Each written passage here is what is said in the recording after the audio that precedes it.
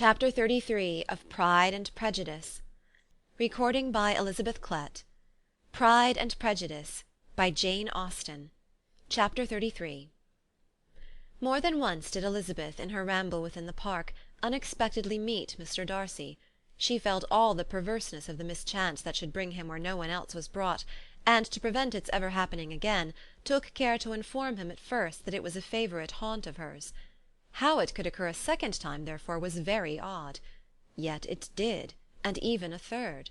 It seemed like wilful ill-nature, or a voluntary penance, for on these occasions it was not merely a few formal inquiries and an awkward pause and then away, but he actually thought it necessary to turn back and walk with her.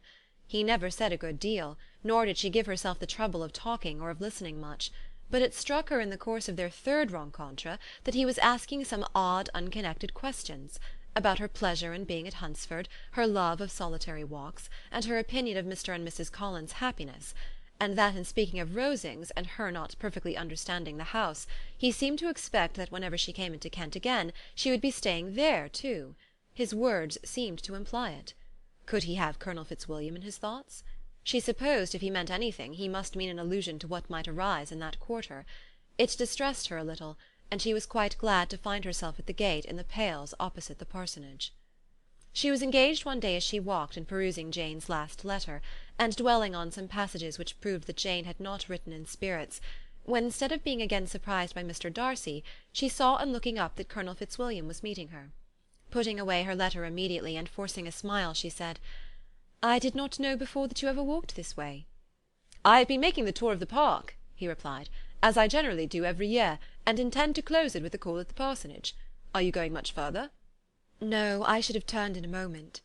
And accordingly she did turn, and they walked towards the parsonage together. "Do you certainly leave Kent on Saturday?" she said. "Yes, if Darcy does not put it off again. But I am at his disposal. He arranges the business just as he pleases."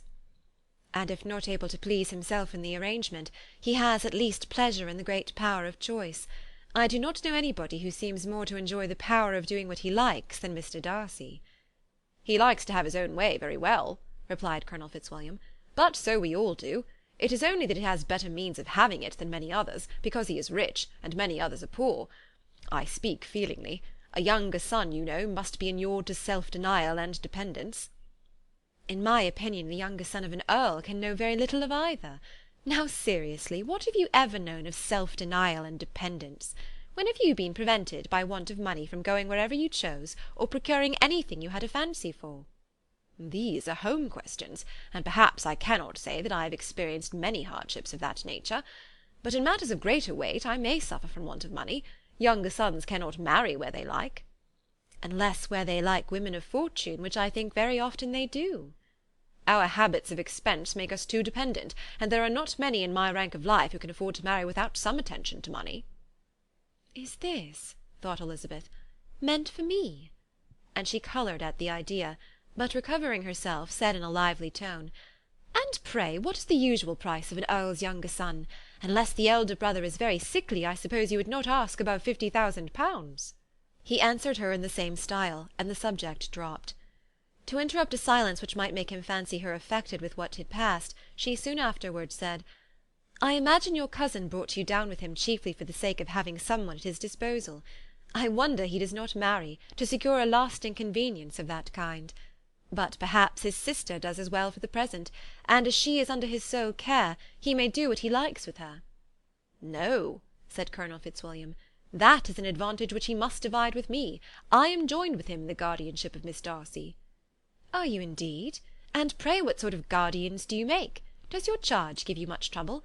Young ladies of her age are sometimes a little difficult to manage, and if she has the true Darcy spirit, she may like to have her own way." As she spoke, she observed him looking at her earnestly, and the manner in which he immediately asked her why she supposed Miss Darcy likely to give them any uneasiness, convinced her that she had somehow or other got pretty near the truth. She directly replied, "You need not be frightened. I never heard any harm of her, and I dare say she is one of the most tractable creatures in the world.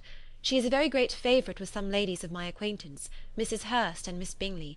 I think I have heard you say that you know them." "I know them a little. Their brother is a pleasant, gentlemanlike man. He is a great friend of Darcy's." "Oh yes," said Elizabeth dryly. Mr. Darcy is uncommonly kind to Mr. Bingley, and takes a prodigious deal of care of him." "Care of him? Yes, I really believe Darcy does take care of him in those points where he most wants care. From something that he told me in our journey hither, I have reason to think Bingley very much indebted to him. But I ought to beg his pardon, for I have no right to suppose that Bingley was the person meant. It was all conjecture." "What is it you mean?" "It is a circumstance which Darcy could not wish to be generally known, because if it were to get round to the lady's family it would be an unpleasant thing." "You may depend upon my not mentioning it." "And remember that I have not much reason for supposing it to be Bingley.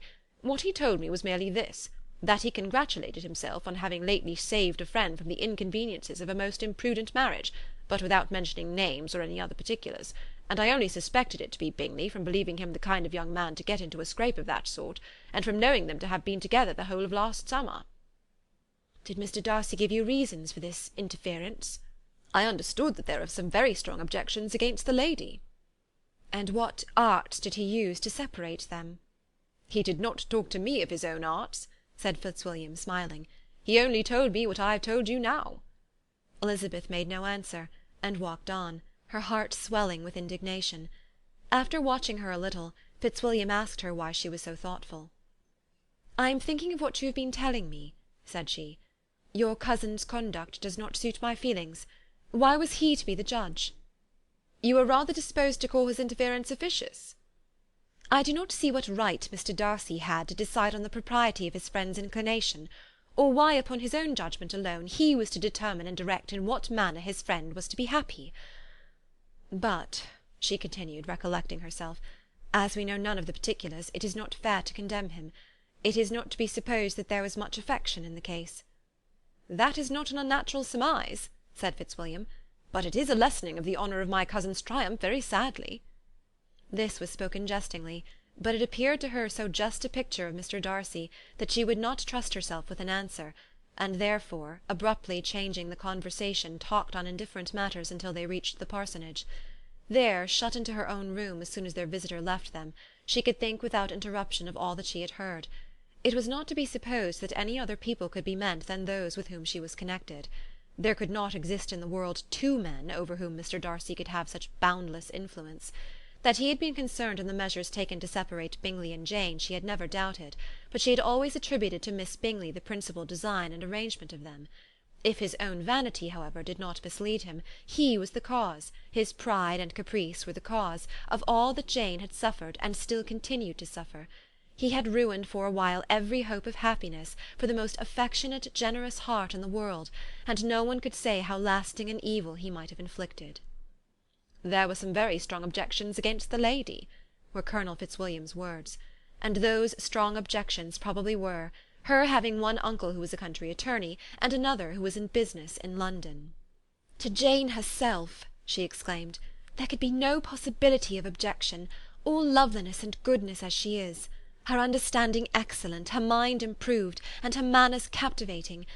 Neither could anything be urged against my father, who, though with some peculiarities, has abilities Mr. Darcy himself need not disdain, and respectability which he will probably never reach." When she thought of her mother, her confidence gave way a little, but she would not allow that any objections there had material weight with Mr. Darcy, whose pride, she was convinced, would receive a deeper wound from the want of importance in his friends' connections than from their want of sense, and she was quite decided at last that he had been partly governed by this worst kind of pride, and partly by the wish of retaining Mr. Bingley for his sister. The agitation and tears which the subject occasioned brought on a headache, and it grew so much worse towards the evening that, added to her unwillingness to see Mr. Darcy, it determined her not to attend her cousins to Rosings, where they were engaged to drink tea. Mrs. Collins, seeing that she was really unwell, did not press her to go, and as much as possible prevented her husband from pressing her, but Mr. Collins could not conceal his apprehension of Lady Catherine's being rather displeased by her staying at home. Chapter 34